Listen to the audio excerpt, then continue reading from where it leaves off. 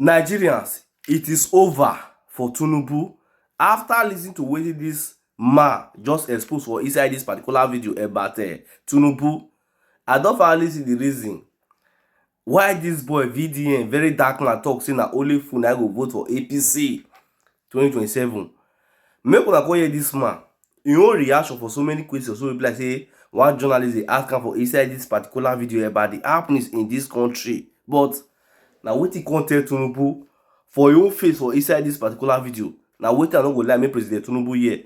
Make una not share go where President Tinubu dey, but make una spread the video, make una share the video so that more Nigerians fit come hear the truth wey this man report for inside this interview. That every other government institution will fall in line. So when I say the system has been hijacked, Tinubu has hijacked Nigeria. There's no gainsaying, there's no need beating about the bush. Tinubu has totally hijacked the country. So even if a staff of the man in Aso Rock today goes to maybe, let's say, Wuse Market or Gariki Market, or just in public anywhere you attend or anywhere here, and brings out a gun and shoots dead a citizen of this country, the moment Tinubu says he's not guilty, every institution of government will have to look for a way to make sure that that man is not guilty, even when he was caught in broad daylight shooting and killing a citizen. So this is not a system. I want us to have at the back of our mind while we proceed with this interview that we are not dealing with an ideal system. We are dealing with a personalized system, a system where the ICPC will take its report to the president rather than to the public. A system where ICPC or EFCC feels obligated to please the president rather than do what is right by the nation, by the country, by the people, by the constitution. So it's no longer Federal Republic of Nigeria. I made a tweet, I made a post some days ago, and I called it the Federal Kingdom of Tinubu, because whatever he wants is what happens. That's why Amukuton is still INEC chairman. That's why Gbajabiamila. Because you see this Gbajabiamila issue. After our last interview here, and the interview went viral, I got a whole lot of calls. Adeyemi is actually not the only person that Gbajabiamila has done this to. So for everybody who's gotten an appointment under this government, if we search, if we dig very deep, if we investigate, we will see that a whole lot has passed under the bridge. A whole lot has gone behind the camera, as you journalists would usually say, and this is not how to run a country. This, what we're doing the last 3.5 years, is not a way to run a country. What we've just been witnessing is just the total hijack of the system, and it's working for them because who is speaking? Is it I don't want to use the word useless. Is it the nonsense press statement that Atiku and Peter Obi are releasing? Is that what would change the minds of these people? No. These guys in government, Tinubu and his court, they are not ready to listen to the cries of the people. They are not ready to abide by the law. They are not ready to walk by the constitution. The man has done it for 20-something years in Lagos, hijacked the whole system. He's doing it now at the federal, and it's so shameful that the people we thought were our leaders, the people we thought that, oh, these are Nigerian heroes, the former president, the former military generals, all these people that we thought, elder statesmen who used to speak to president, everybody has gone mum. It's either they've been intimidated, they are being blackmailed, they are being bribed, they are being compromised. This is not how to run a country. Okay. Henry, let me. So, in essence, you are not satisfied, definitely. It's not about being satisfied. It's about what do you expect? What exactly do you expect to be done? I expected Gbajabiamila to leave office. That's the only way first. But he has not been found guilty. You're not getting. It might be returned back. But for the period, Okay, a temporary suspension. not even suspension, just leave Just office. step aside, okay. The period of the investigation needs to have an aura, an environment of neutrality. Tinubu is not ready to do that. You understand what I'm saying? Do you know what a chief of staff means? I worked in government. Chief of staff is your access to the president. So as ICPC chairman, as EFCC chairman, as minister, as even governor, Chief of staff, Head- chief of air staff, head of IG of a police. subnational, which is a governor, no matter who you are in Nigeria today, IG of police, DG, DSS, for you to come and see the president, you need Gbajabiamila. So it is a gatekeeping office. So imagine ICPC will now say, we found Gbajabiamila. How is that possible? And it is because the government, let me be sincere, sir. The government doesn't care the perception it gives to the people. The government does not give a hoot what you as a citizen, what I as a citizen think. And see, what Tinubu has what Tinubu has enjoyed in the last 3.5 years, no other president has enjoyed such, what will I call it? Such freedom and peace during their reign. Nobody. Buhari could not take fuel to 1,000.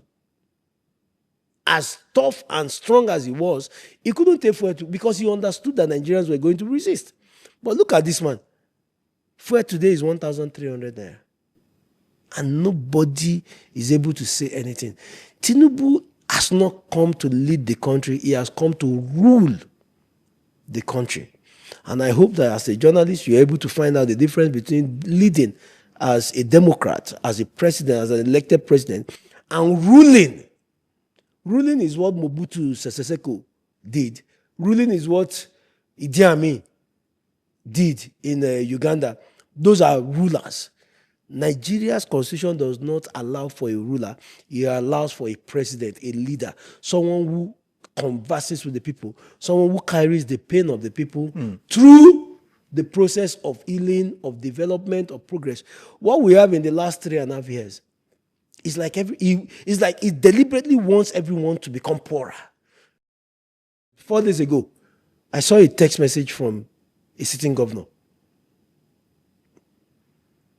talking about debt because he's fighting Tinubu and asking a friend of mine to please take care of his family in case anything happens to him. An incumbent governor, not a former governor. Yes.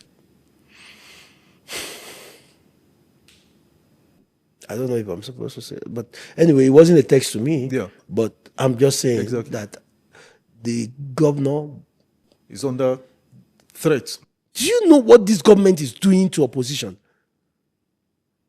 This is not a democracy, and I wonder because every time I come out to speak, these other journalists are telling me, we want you to abide by the code. There's no code. Please. I am not here to make Tinubu happy. In fact, I am here to make him angry. Pick me up, lock me up, kill me, whatever you want to do. But this country cannot be led by a man who does not believe in the letters of our constitution. Okay, before we run ahead of ourselves, let's conclude on this Why issue we of running let's ourselves? conclude on. I don't want us to get into the Oshun. We'll get there. So just keep your I gunpowder needed to dry. be sure. Yeah, Okay. keep your gunpowder dry. Let's finish on the issue of the this EFCC, ICPC reports and the House of Reps. Who should the ICPC have submitted their reports to? You said they shouldn't have submitted it to Tinubu. Who should they have submitted it to? What should they have done? You are in the securities, whatever, so tell us. ICPC is an organization created by the law, By law, right? Okay, so they are under the executive. It will have been the job of a true National Assembly to have a public hearing. But where is your National Assembly today? Be sincere. You don't have a National Assembly. But I told you House of Reps conducted their own investigation. And Yes, you are the one to answer. So what do No, you you expect them should to tell do? me now and what came out of it. What do you expect them to do? The House of Reps. They Let me ask you. Let me ask you. The Senate is led by. The House of Rep is led by. All right. Okay. That's all. Thank you. Okay. Bottom line, you're not satisfied with both of them. Nothing has been done Okay, so what's the way forward? Or that's the end of the matter? until Nigerians, you and I, and because I keep talking, you would expect better from the opposition.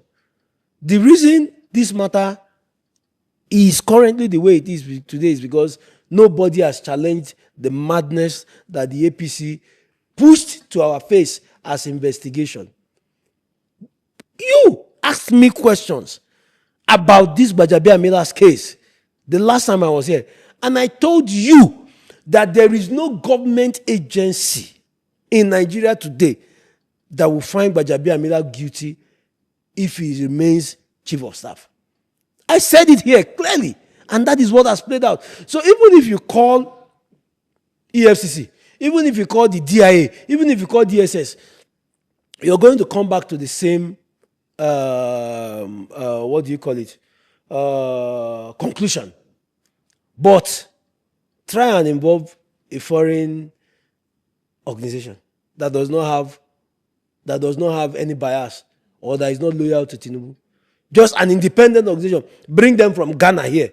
Just cross this border and bring them from Ghana or bring them from the UK or somewhere to come and probe the mess that is the Gbajabiamila gate and see if Gbajabiamila will not go to prison. So this statement I just made is the difference. How about an independent panel of inquiry made up of, I mean, as horrible as situation may be in Nigeria, we still have people of integrity. I mean, I can vouch for somebody like you. I know a couple of my friends who I can vouch for. Maybe 5% of eminent Nigerians who have integrity that everybody knows to say, okay, investigate this. What do you think? Is that not? They will still go after those people. This government is very brutal. They will go after those people.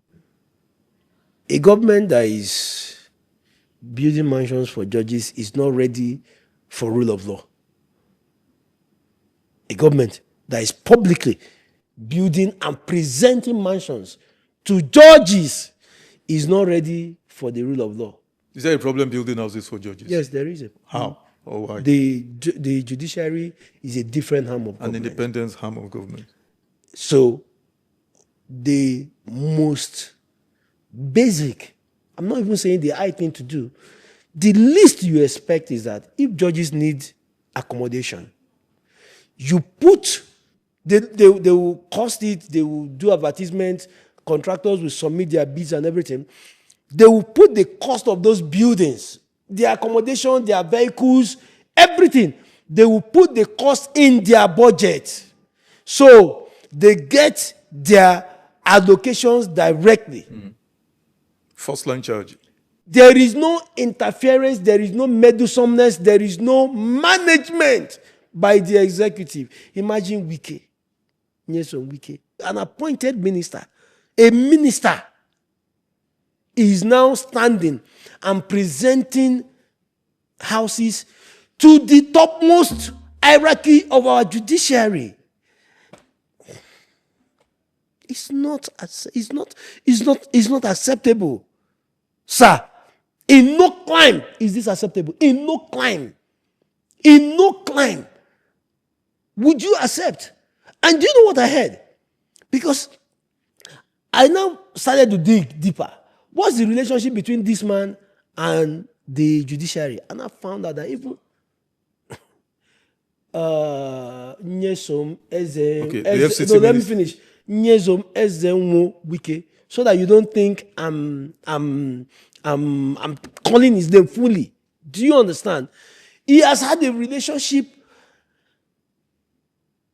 Nigerians, we need to save ourselves. These people have hijacked the whole system. They've hijacked. If you cannot get justice from the judiciary, then you don't have a country to call your own. What it means is that I can come to your house, rob you, and dare you to go to court. And that is what is going on now. So when you have ministers, do you know what a minister is? Ministers, it's not even the president, it's not even the vice president, it's not even the senate president. Minister is an appointee of the president. So when you have a minister boastfully calling chief judge of the FCT, clinical of the appeal court, Supreme Court, calling the judiciary, crossing his neck, and you know the ways, this one, and dashing the judiciary buildings in public, in the full glare of TV cameras. You now think you still have a country. You better let us salvage whatever we can salvage now. And we have, this is August. So we have July, September, October, November. We have this August, we have September, October, November, December. That's 4 months before the January election. These 4 months are the only last hope of Nigerians. And I want to say this, and I want to look at the camera and say it. If after these 4 months we do not come to a round table and agree to save this country from Tinubu, what is going on in Lagos in the last 20-something years will start going on. Every other president come and leave. Obasanjo came and went back to Ota. Yaradua came, unfortunately he's died. May God rest that perfect man's soul. Jonathan came, he's gone back to Yenegua, he comes into Abuja. He has faced his life, he has left this thing. Buhari came, unfortunately, he also had died. You see this man here now, even after his 8 years, he's not going anywhere. And I'm saying this today, I don't care. Tinubu is not going anywhere. Tinubu is not ready to leave. Why does this man, what makes him think he should be given any vote from either the north or the east in this coming election? And I'm heartbroken that a cleric from the north can come and bring Muslim. Okay. Even your Muslim vice president, Shetima, I am saying it, Shetima is crying. Let's come there. Shield, let's come there. So just this point you raised now. Okay, so we've left the issue of the Gbajabiamila's matter has been muddled up, has been executively messed up because there is no system in place to checkmate the excesses of Tinubu. So invariably that matter is over. We should just move on from it. It is not over. If we say it's not over, it's not over. But for now, we have an election in 4 months. Okay. Now let's move on away from that to talk about when the Catholic bishops met President Tinubu about 2 weeks ago now. The president made he said a lot, but then one of the phrases that stood out to a number of people was when he said, all is fair in politics, quote and unquote. May God bless you. Now, some of us know what is called telegraphing. That leaders, even from ancient Roman empires, from ancient history, when leaders want to do something, they do not necessarily have to tell their aides directly that go and kill this person or go and do this. They may just lay the groundwork. Express a wish, like, I wish somebody can do this for me. God bless you. And people interpreted that all is fair in politics to be telegraphing. Now, when you connect that to Senator Fadahunsi's Osun East Senatorial District representative at the Senate, when he said, on air, captured on record, to say, anywhere you see our court people, kill them. See their family, kill them. But eventually, when someone brought him on TV to, repeat himself, he recanted, saying, no, he was saying it in Yoruba. He made the first TV interview, because the second one, he said he was AI. So there were two interviews. The first interview that I saw live with Shehu Okinbaloye on channels, he said that was not what he meant. That what he meant was that they should kill them with their votes, not kill them with machetes or gun. That they should kill them with their votes. But the other one, later on, he changed and said it's AI. That he didn't say that. Thank you for watching that video. So guys, before you leave, look at the down here. Do well to subscribe and also put on notification bell so that whenever we upload any video in this great platform, you will be the first to see it. And please don't forget